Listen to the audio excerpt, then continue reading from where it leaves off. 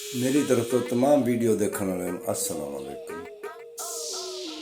ये वीडियो जी है ना जी बड़ी मेहनत करके मैं लभ के अपलोड कर रहा।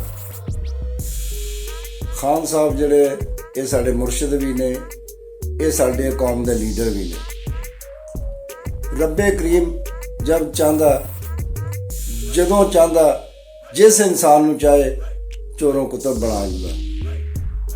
ये पावर मेरे अल्लाह को जिन्होंने चाहे जिस टाइम मर्जी चाहे हदायत दे दिंदा। साडे खान नूं अल्लाह ताला ने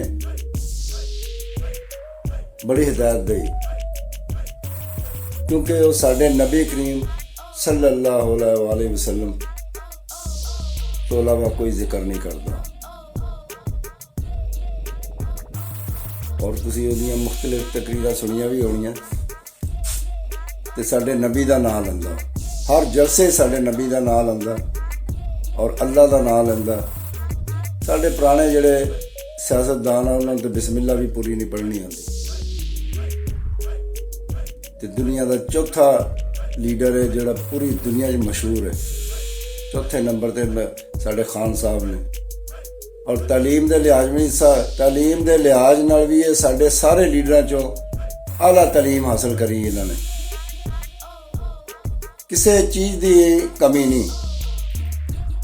ये वीडियो देखो और साडे खान साहब नूं देखो कि कितनी सादगी नाल रोटी खा रहे हो।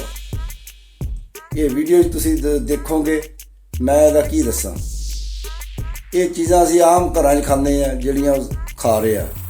अचार, सादा कप सादा चाय, चाह दे विच रोटियां डबो के खाणियां,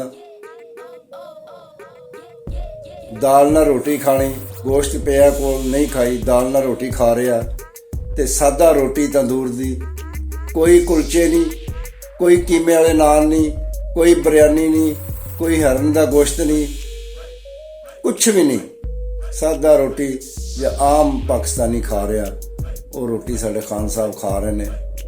ते एडे मशहूर होने के बावजूद हर चीज़ की कमी नहीं, हर चीज़ अल्लाह ताला ने दी है, लेकिन फिर भी सादगी और अल्लाह के रसूल का नाम लेने वाला बंदा। लो जी मैं हम वीडियो दिखाना तो तुम वीडियो देखो फिर कमेंट्स जरूर करना। ये पीटीआई वाले वास्ते वीडियो मैं अपलोड कर रहा हूँ तो पीटीआई वाले लाजमी इस वीडियो में देखें।